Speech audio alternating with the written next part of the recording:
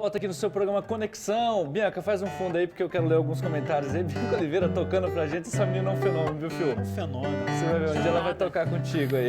A próxima música do Fio você toca e o Fio canta. Ah, é? Vamos lá então, para os nossos comentários aqui. Vou direto para o nosso Facebook. Quero mandar um abraço para a Daiane da Silva Teixeira. Ela fala com a gente diretamente de Vitória. Não é Vitória do Espírito Santo, nem Vitória da Bahia. É Vitória do Xingu. Vitória do Xingu? Vitória do Xingu, exatamente.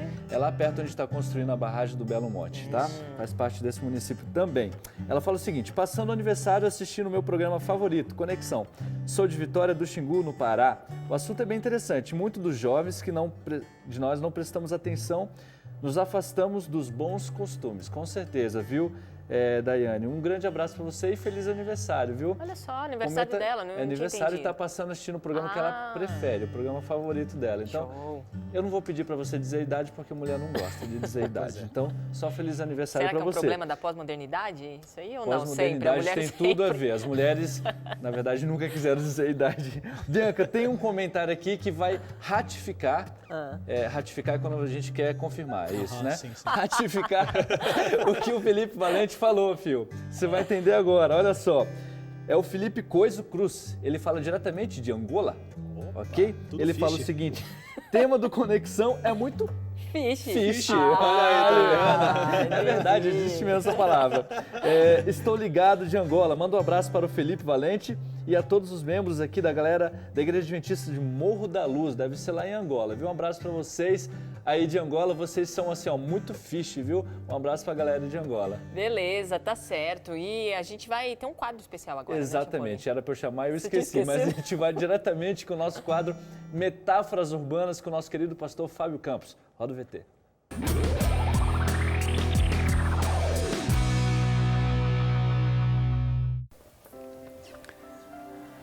Você já notou que tem certas palavras que a gente às vezes usa tanto que ela acaba perdendo significado?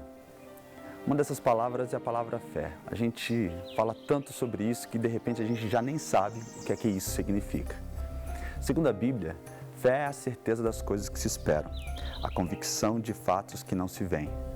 Alguns preferem dizer que fé é acreditar, outros comparam a fé com apenas crer, mas eu estou aqui para mostrar para você que fé é um pouco mais do que isso. Quando alguém me diz que fé é crer ou acreditar, isso me faz lembrar a história de Charles Blondin, que era um equilibrista francês que fez carreira nos Estados Unidos no século XIX. Uma vez ele estendeu um cabo de aço em cima do Niagara Falls e lá em cima ele fazia as maiores loucuras. Certa vez, ele atravessou aquele cabo, no meio da travessia, ficou de cabeça para baixo e plantou uma bananeira. Outra ocasião, ele voltou carregando um homem nas suas costas. E outra vez ele pegou e levou um carrinho de mão com um fogão dentro, parou no meio da travessia, fritou um ovo e comeu. Quando ele chegou do outro lado, os fãs estavam super impressionados com seus feitos e um repórter veio para entrevistá-lo. E perguntou para Charles: o que você vai fazer dessa vez? Ele disse: eu vou voltar carregando o carrinho de mão outra vez. E o fã disse: e sim, você vai. Então o repórter perguntou para o fã: você acredita que ele vai conseguir fazer isso? E o fã falou: eu acredito. Então Charles gritou por trás do repórter: então entra você no carrinho. Ele disse: eu não. Ele acreditava, mas não estava disposto a colocar a vida dele em risco para provar isso. Talvez a melhor palavra que defina a fé seja confiar. É quando você confia a tal ponto que você está disposto a colocar a sua vida em risco, sua carreira em risco, seus relacionamentos em risco. Jesus disse assim: aquele que não larga pai e mãe por amor a mim, não é digno de mim. Uma vez eu encontrei um rapaz que ficou empolgado quando descobriu que eu era pastor da igreja adventista. Ele chegou perto de mim e disse: você é pastor adventista? Eu disse: eu sou. Ah, eu gosto muito do Novo Tempo, ele respondeu. Ah, é? Quais são os programas da Novo Tempo que você mais gosta? Quais são os pastores que você mais gosta? Ele disse: eu gosto do Arena do Futuro, Luiz Gonçalves. Eu gosto da Mira da Verdade, Leandro Quadros. Então eu virei para ele e falei: e você acredita que tudo aquilo ali está certo? Ele disse: acredito, tudo, aqueles homens só falam a verdade. Então eu perguntei: então por que você não se torna adventista? Ele disse: eu não posso. Por que não? E ele disse: porque eu tenho que trabalhar no sábado. Ele confiava, mas não estava disposto a colocar a vida dele em risco para poder provar isso. Ele acreditava, mas não estava disposto a colocar a carreira dele em risco para poder seguir a Deus. Se tem uma coisa que eu aprendi nessa vida, é que quem convida é quem paga a conta. Se eu convido você para comer, eu vou pagar a conta. E você pode ter certeza nessa vida que se Deus estiver chamando você para cumprir os seus mandamentos, para fazer a sua vontade, Ele vai pagar a conta para você. A única coisa que você precisa fazer é confiar em Deus e deixar as consequências com Ele. Se você confiar em Deus e depositar nele toda a sua fé, Ele vai dar um jeito em todos os problemas que você precisa resolver.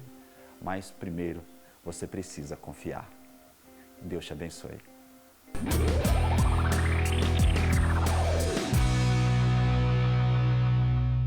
Valeu, pastor, muito obrigada. E tá lá no nosso Facebook, tá? facebook.com/Conexão Jovem Oficial. Lá na nossa timeline você confere aqui os nossos quadros, as participações especiais por vídeo, tá tudo lá. Segue a gente, curte a nossa página, compartilha e interaja com a gente lá também. Hoje, para falar sobre Evangelho, Juventude e Pós-Modernidade, está aqui com a gente Felipe Valente, também o seu amigo, que tem nome, violão não, violão né?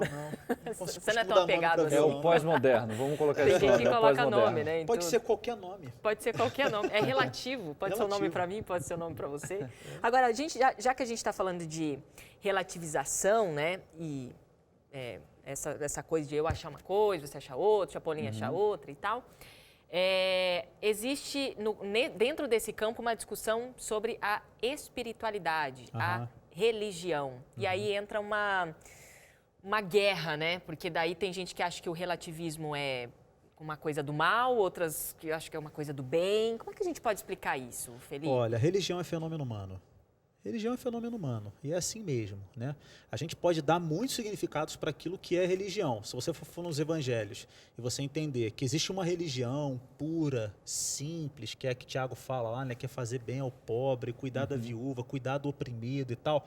Beleza, a gente pode entender essa como a nossa máxima do ponto de vista daquilo que nós entendemos que seja religião. Sim. Mas da maneira como nós entendemos aqui nesse tempo, religião é fenômeno nosso. Tanto é que existem muitas, né? E nós temos mais uma aqui. Né? O problema, assim, relativizar a ação do homem não é um problema, porque olha só, gente, o homem ele produz as suas verdades absolutas, entre aspas aí, e ele vai transformando essas verdades absolutas no decorrer da vida, dos períodos históricos. São mudanças. E elas são oriundas da cultura, da maneira como o homem pensa o mundo, como ele estabelece as suas conexões, as suas redes, as suas relações sociais. Isso vai mudando com o tempo, isso é assim mesmo. E a igreja, as pessoas, elas vão mudando, né? A igreja não é uma ilha na sociedade, ela faz parte da sociedade, portanto a igreja também muda. E relativizar a ação do homem não é um problema, eu acho que é até necessário, isso é bíblico, né? Porque maldito é o homem que confia no homem. O homem que confia no homem não é o homem que confia em outro homem, mas o homem que confia em si mesmo, né? Enganoso é o coração do homem, não é verdade? Exato. Então, todas as vezes que nós relativizamos a ação do homem no tempo, nós não estamos sendo antibíblicos, muito pelo contrário, nós estamos sendo extremamente bíblicos. E aí, por exemplo, você fala assim, não, Felipe, mas aí se a gente pode relativizar e tal, tudo, como é que isso fica em relação à espiritualidade, né? É muito simples responder. É que assim, ó, quando você tem uma fé, por exemplo, nós cremos que Jesus Cristo é a verdade. Nós cremos. Nós cremos que a centralidade da verdade é Ele, né? Ele é o verbo encarnado. A palavra encarnada é Ele. Se você quer entender todo o texto, você entende todo o texto a partir de Cristo. Cristo é a chave hermenêutica para a compreensão do texto inteiro. Você tira Cristo da Bíblia, a Bíblia é um balaio de gato que ninguém concilia. Você põe ele, tudo se harmoniza. Tudo se torna inteligível, né? Então vamos lá. Se ele é a verdade, o ponto de partida eu assumo que Jesus Cristo é Deus. E eu creio que ele é Deus pela fé. Essa é a minha fé. Agora, a partir do momento em que eu, pela fé, estabeleço Cristo como um imperativo absoluto, né? Eu tenho um parâmetro para dizer o que eu entendo a partir da fé. O que é absoluto e o que é relativo. Então a fé é a chave para tornar absoluto aqueles princípios que a gente, para muitos podem ser relativos, para outros podem ser absolutos. Vai ter gente que vai dizer, Cristo não é Deus. Eu não acredito que Cristo seja Deus. Ele não tem essa fé. Não tem fé. Ele não consegue compreender dessa forma. E aí essa situação você precisa relativizar. Claro, porque, olha só, senão, olha o que acontece. Se eu creio que Cristo é Deus e a verdade está nele, né? Se ele me faz compreender tudo, eu posso compartilhar esse imperativo absoluto com as outras pessoas. Só que eu não posso ser intolerante com aqueles que não acreditam que Cristo é Deus. Eu não posso. E aí, essa situação que você precisa relativizar. Exatamente. Agora, dentro daquilo que nós estabelecemos como princípio, né, e que nós entendemos que que é absoluto, que é Cristo, existem coisas que não podem ser relativizadas, mas o ponto de partida é fé. Né? Então, por exemplo, eu vejo as pessoas muito rancorosas em relação à pós-modernidade, né? Que a pós-modernidade tudo é relativo e tal, não sei o que lá.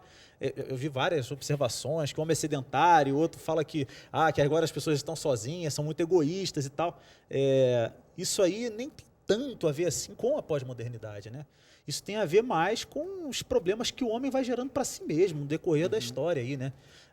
O problema reside basicamente, olha só que coisa muito curiosa, né? Enquanto a pós-modernidade relativiza muitas coisas, as pessoas dizem, não existe verdade absoluta e tal, e está tudo relativo na pós-modernidade. Por incrível que pareça, nós temos acompanhado paulatinamente no nosso tempo o crescimento muito vertiginoso de fundamentalismo religioso. Olha só que coisa curiosa, né? Fundamentalismo religioso.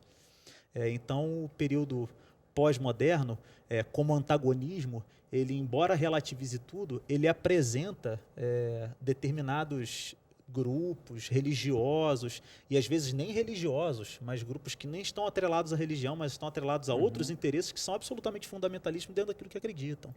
Né? Então, assim, a gente tem que tomar cuidado com aquilo que a gente diz que é pós-modernidade, que tudo é pós-modernidade. Por exemplo, a gente entende que pós-moderno é o cara que vive no grande centro urbano, né, que tem mente secularizada e tal, né, e está lá e ele é um profissional liberal, bem-sucedido e tal, e nós instalamos um mecanismo de chegar nesse camarada, de dialogar com ele e tentar apresentar o evangelho para ele. Tá ótimo, eu acho que isso a gente tem que tentar alcançar esse camarada também. Mas a gente acha que ele é o pós-moderno. A gente não acha que o cara que toma pinga no bar a R$1 é pós-moderno. A gente não acha. Nós ligamos pós-modernidade a status financeiro, ligamos pós-modernidade a poder aquisitivo, a viver num grande centro urbano. A gente não consegue admitir que quem vive no interior de Minas Gerais não tem essa mentalidade. Que tem também. Ela está sendo influenciada, ela está sendo modificada por esse tempo. Né? As ações do homem no espaço e no tempo têm interferido nas relações do homem com o homem. Né? E isso acontece na cidade, acontece em ambientes mais ruralizados, em ambientes... aí tem uma discussão longa sobre o que é urbanismo ou não, mas enfim, uns lugares mais urbanizados ou menos urbanizados. Né? Isso vai para tudo quanto é lugar. Mas né? foi legal, uma explicação muito legal. Acho que deu para a gente entender bem o que é o impacto da relativização na nossa sociedade, o que é de fato relatividade. E tem um outro detalhe. No período pré-moderno, o homem é que diz assim, Deus, ele que vai dizer assim, né? Deus é a verdade absoluta, né, e tal. O Deus é saber o quê? A igreja cristã medieval que vai falar assim, isso é isso porque Deus disse.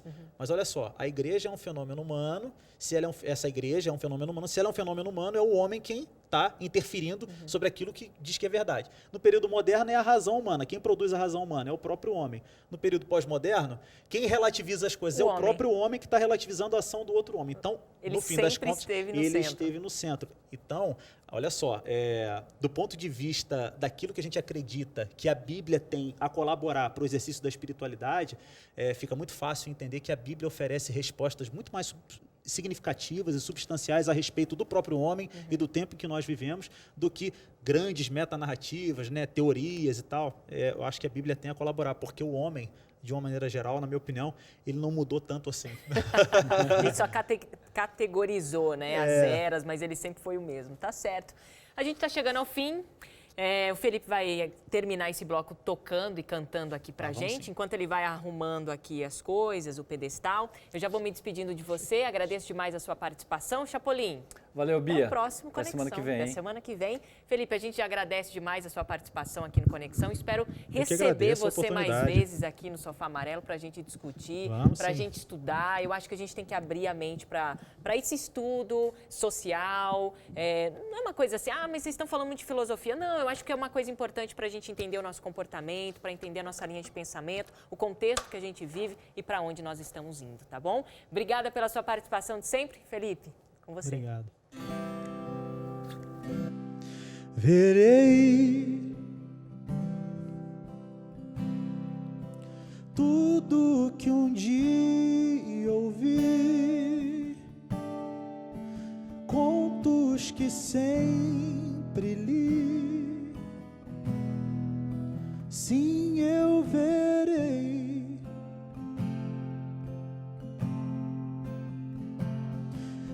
Verei tudo que um dia fiz, laços que não desfiz. Sim, eu verei.